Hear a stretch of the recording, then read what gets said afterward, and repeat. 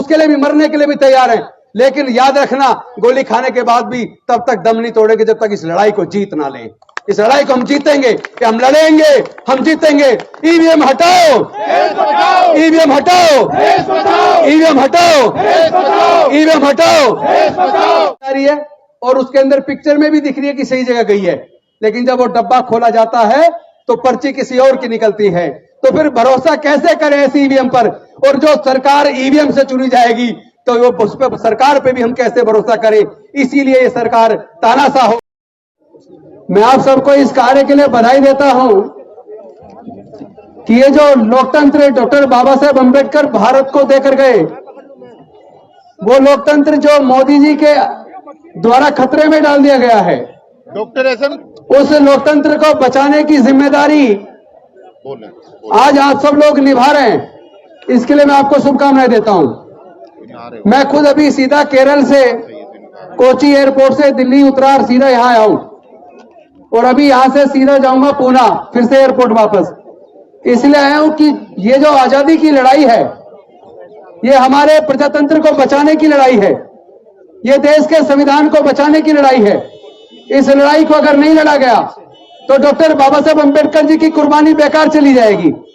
आपको सबको पता होगा, लगभग 2,500-3 हजार साल तक हमारे लोगों को पढ़ने लिखने पर धार्मिक बंदिश थी, व्यापार करने पर धार्मिक बंदिश थी, कोई मानव अधिकार नहीं था, संपत्ति रखने पर धार्मिक बंदिश थी। लेकिन डॉक्टर बाबा साहब अंबेडकर जी ने अपने 5 में से 4 बच्चे कुर्बान करके, अपनी जवान पत्नी माता रमाबाई को कुर्बान करके आजादी हमें दिलवाई। और मैं इसलिए आजादी इसको बोल रहा हूं क्योंकि जब ये आजादी का आंदोलन चल रहा था तो एक साथ 2-2 तरह की आजादी का आंदोलन चला। एक आजादी की लड़ाई थी 200 साल की अंग्रेजों की गुलामी से आजादी का आंदोलन, जिसको लाखों लोगों ने लीड किया, लाखों जान गई, औजार हथियारों का इस्तेमाल हुआ, हजारों नेता थे। लेकिन उस आजादी की लड़ाई में कहीं भी आपको दलितों, पिछड़ों, आदिवासी और महिलाओं के हक अधिकार की चर्चा नहीं मिलेगी। लेकिन दूसरी आजादी की लड़ाई लगभग 3,000 साल की गुलामी से आजादी की लड़ाई थी, जिसको डॉक्टर बाबा साहब अंबेडकर जी ने अकेले लड़ा, बुद्धि और विवेक से लड़ा, कोई खून नहीं बहाया, कोई औजार हथियार नहीं उठाया। और उन्होंने इस लड़ाई में अपने 4 बच्चे और पत्नी को गंवाकर हमारी हजारों साल की गुलामी को तोड़ा। आज वो जो आजादी डॉक्टर बाबा साहब अंबेडकर ने हमें दिलवाई है, वो खतरे में आ गई है। क्योंकि अगर वोटर को यह भरोसा ही नहीं है कि उसकी वोट उस व्यक्ति को जा रही है जिसको वो जिताना चाहता है, जिसको वो वोट देना चाहता है, अगर वोटर को अपनी वोट का भरोसा ही नहीं है, तो फिर ऐसे प्रजातंत्र का फायदा क्या? वास्तव में देखा जाए तो प्रजातंत्र बचा नहीं है, क्योंकि जो केंद्र में सरकार है, जो वायदे करके वो सत्ता में आई थी, उनमें से एक वायदा उन्होंने पूरा नहीं किया। उन्होंने काला धन वापस लाने की बात की थी, कोई धन काला धन वापस नहीं आया। हर साल 2 करोड़ रोजगार देने की बात की थी, कोई रोजगार नहीं मिले। महंगाई कम करने की बात की थी, वो नहीं हुआ। हर मोर्चे पे ये सरकार फेल हुई है। एक मोर्चा है जिस पे वो जीत रही है, तो वो या तो धर्म का इस्तेमाल करके या ईवीएम का इस्तेमाल करके। तो जब धर्म का इस्तेमाल करने से, ईवीएम का इस्तेमाल करने से वो फिर से सरकार बना जाते हैं, तो फिर वो कोई जो वायदे अपने करते हैं उसको पूरा नहीं करेंगे, क्योंकि जनता को उन्होंने पूरी तरह भ्रमित कर दिया है। और जो पार्टियां इस आंदोलन में ईवीएम हटाओ देश बचाओ, ईवीएम हटाओ बैलेट वापस लाओ, ईवीएम हटाओ संविधान बचाओ, जो पॉलिटिकल पार्टी या सामाजिक संगठन इस आंदोलन में शरीक नहीं होना चाहते, तो हम मानते वो मनोवादियों के साथ हैं, वो लोग लोकतंत्र के खिलाफ हैं, वो लोग प्रजातंत्र के खिलाफ हैं, वो लोग स्वतंत्रता के खिलाफ हैं, वो लोग देश के संविधान के खिलाफ हैं, वो लोग देश के लोगों की आजादी के खिलाफ हैं। आज देश के लोगों की आजादी खतरे में है। आज इस मंच के माध्यम से हमें कोऑर्डिनेशन टीम घोषित करेंगे। वो कोऑर्डिनेशन टीम पूरे देश का ईवीएम हटाओ देश बचाओ, ईवीएम हटाओ संविधान बचाओ, ईवीएम हटाओ बैलेट पेपर वापस लाओ, इसके आंदोलन के लिए पूरे कोऑर्डिनेशन टीम आज हमारी टीम यहाँ घोषित करेगी। साथ ही साथ एक मोबाइल नंबर घोषित करेंगे, व्हाट्सएप नंबर, जिस पर आप अपने नाम दे सकते हैं। जो लोग इस आंदोलन में, देश के स्वतंत्रता के दूसरे आजादी के आंदोलन में, संविधान बचाने और लोकतंत्र बचाने के आंदोलन में जो लोग जेल जाने को तैयार हैं, देश बचाने के लिए कुर्बानी देने को तैयार हैं, वो उस व्हाट्सएप नंबर पर अपना नाम, अपनी डिटेल भेज सकते हैं। उसकी पूरी सूची बनाई जाएगी, क्योंकि आंदोलन बिना लड़ाई के, बिना कुर्बानी के कोई आंदोलन सफल नहीं हो सकता। और हम लोग सबसे पहले, हम सब लोग जो संचालक साथी हैं, हम लोग जेल भी जाने को तैयार हैं, हम गोली खाने को भी तैयार हैं, लेकिन हम इस लड़ाई को जीते बिना दम नहीं तोड़ने वाले। इस लड़ाई को निश्चित तौर पर जीतेंगे। ईवीएम को हर हालत में हटाएंगे, क्योंकि ईवीएम देश के लिए खतरा बन गई है। वो सरकार जो नफरत के आधार पर देश को बांट रही है, जाति के आधार पर देश को बांट रही है, पूरे देश के संविधान को खत्म कर रही है, उसी मनुस्मृति का शासन लाना चाहती है, जिस मनुस्मृति के द्वारा हमारे लोगों के पढ़ने लिखने, व्यापार और संपत्ति के रास्ते बंद थे।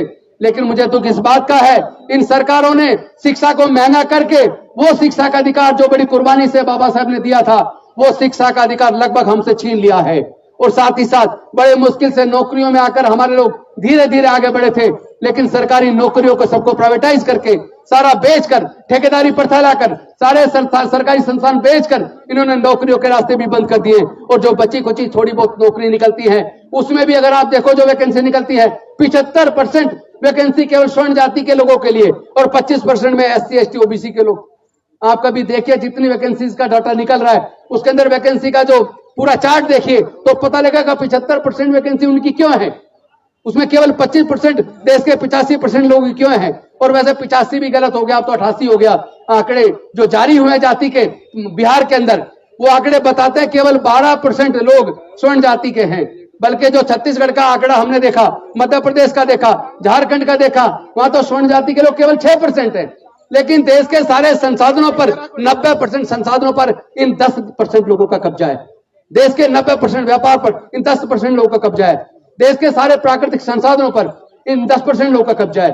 तो इस लड़ाई को एक आजादी का आंदोलन के रूप में आप सबको लड़ना पड़ेगा और इसके लिए कुर्बानी देनी पड़ेगी। सबसे पहले इसके संचालक यानी कि भाई कपिल जी, भानु जी, एडवोकेट प्राचा जी और मैं, हम अपनी हर प्रकार की कुर्बानी देने के लिए तैयार हैं, जेल भी जाने के लिए तैयार हैं। ऐसे मरेंगे नहीं, हम लड़ेंगे, हम जीतेंगे। बस मैं एक नारा लगा के अपनी बात को खत्म करूंगा। हम गोली भी खाने को तैयार हैं, क्योंकि हम देखना चाहते हैं मोदी जी किस हद तक जा सकते हैं। अगर हमें वो जेल भेजना चाहते हैं तो जेल के लिए तैयार हैं, अगर शूट आउट करना चाहते हैं तो हम उसके लिए भी, मरने के लिए भी तैयार हैं। लेकिन याद रखना, गोली खाने के बाद भी तब तक दम नहीं तोड़ेंगे जब तक इस लड़ाई को जीत ना लें। इस लड़ाई को हम जीतेंगे, कि हम लड़ेंगे, हम जीतेंगे। ईवीएम हटाओ, ईवीएम हटाओ, ईवीएम हटाओ, ईवीएम हटाओ। अब बोलेंगे बैलेट वापस लाओ, ईवीएम हटाओ, ईवीएम हटाओ, ईवीएम हटाओ। अब बोलेंगे संविधान बचाओ, ईवीएम हटाओ, ईवीएम हटाओ, ईवीएम हटाओ। अब आप कुछ देर में देखेंगे, जैसे कुछ दिन पहले आपने सोशल मीडिया पे देखा होगा कि वोट कहीं दी जा रही है और उसके अंदर पिक्चर में भी दिख रही है कि सही जगह गई है, लेकिन जब वो डब्बा खोला जाता है तो पर्ची किसी और की निकलती है। तो फिर भरोसा कैसे करें ऐसी ईवीएम पर? और जो सरकार ईवीएम से चुनी जाएगी तो वो उस पर सरकार पे भी हम कैसे भरोसा करें? इसीलिए ये सरकार तानाशाह हो गई है, इसीलिए सरकार जनता की कदर नहीं कर रही है, उत्पीड़न कर रही है और पूरे देश के लिए खतरा बन गया है।